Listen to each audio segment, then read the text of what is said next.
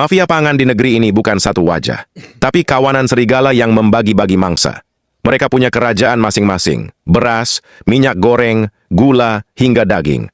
Dan rakyat hanya jadi bangkai yang terus dicabik-cabik, dari dapur hingga meja makan. 1. Mafia beras. Mereka duduk di kursi empuk sambil menekan tombol impor. Saat petani panen, harga gabah dipermainkan hingga jatuh, seolah kerja keras petani tak lebih berharga dari debu. Tapi di pasar, harga beras melonjak gila. Selisih harga itulah darah segar yang diminum mafia beras. Negeri sawah subur ini sengaja dibuat lapar agar mereka bisa berbisnis dengan air mata rakyat. 2. Mafia minyak goreng. Inilah lelucon paling kejam. Negeri dengan perkebunan sawit terluas di dunia, tapi rakyat harus antre minyak goreng seperti mengemis. Gudang disembunyikan, pasokan ditahan, harga dipelintir. Rakyat berebut setetes minyak, sementara para bandar sawit berpesta dengan dolar ekspor. Minyak rakyat dijual ke luar negeri, perut rakyat dibiarkan kempis di dapur sendiri. 3. Mafia gula. Setiap kali harga gula melonjak, itu bukan karena stok habis, tapi karena mulut rakus kartel yang lebih manis daripada tebu itu sendiri.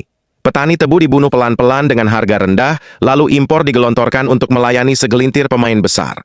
Gula bukan lagi pemanis hidup, tapi racun yang mengikat rakyat pada jerat mafia. 4. Mafia daging. Harga daging naik turun bukan karena alam, tapi karena permainan kandang para bandar.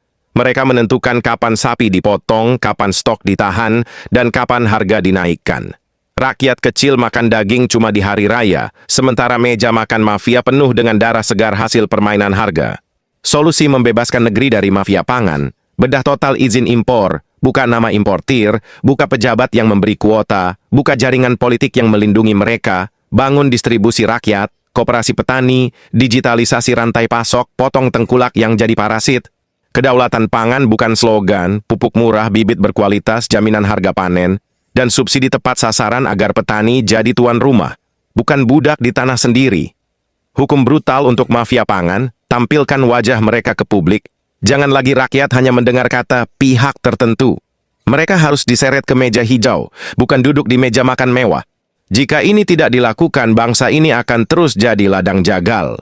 Mafia pangan akan tetap berkuasa, menukar jeritan anak-anak lapar dengan tawa mereka yang mabuk pesta. Dan negeri ini, yang katanya subur, akan tetap jadi tanah lapar di bawah kuku-kuku tikus berdasi. Kesimpulan, mafia pangan adalah parasit yang hidup dari lapar rakyat, mulai dari beras, minyak goreng, gula, hingga daging. Mereka bukan sekadar pedagang nakal, melainkan jaringan rakus yang dilindungi kuasa dan izin impor. Selama sistem ini dibiarkan,